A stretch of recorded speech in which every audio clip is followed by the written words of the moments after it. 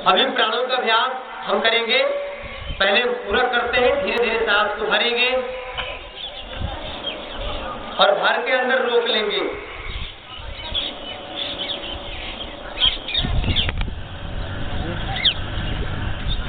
फिर धीरे धीरे सांस को छोड़ेंगे, रेचक करते हैं।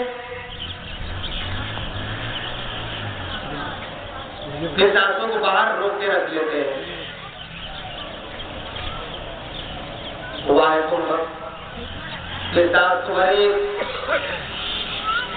सांस रोक लीजिए अंदर। कुंभक, फिर अंतर कुंभक। जितना देर तक आप बर्दाश्त कर सके उतना देर तक रोकिए अंदर।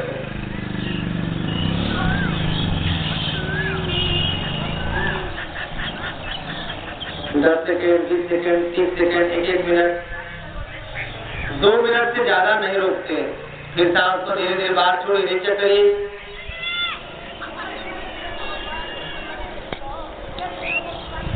फिर सांस भरिए, सांस अंदर रोक लीजिए।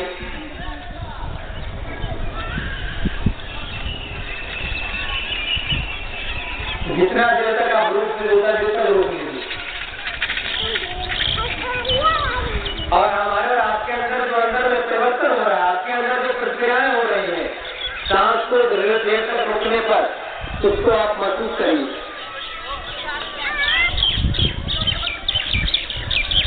इससे हमारा हृदय और पवित्र हो जाता है और विराट हो जाता है, संक्रमण से मुक्त हो जाता है और सांस लेने की जो क्षमता है वो बढ़ जाता है। जैसे आप उपवास करते हैं, भोजन करते हैं, तो उपवास का मतलब है उपवास कर लेने से जिनको भूख कम लगती है, जिनका पाचन शक्ति कमजोर है, वो ठीक हो जाता है।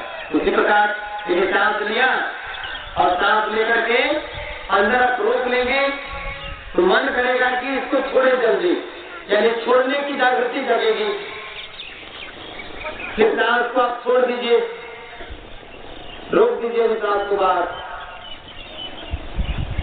देर तक जब रोकेंगे तो स्वतः आपके अंदर सांस लेने की इच्छा जागृत हो जाएगी। तो सांस ले लीजिए।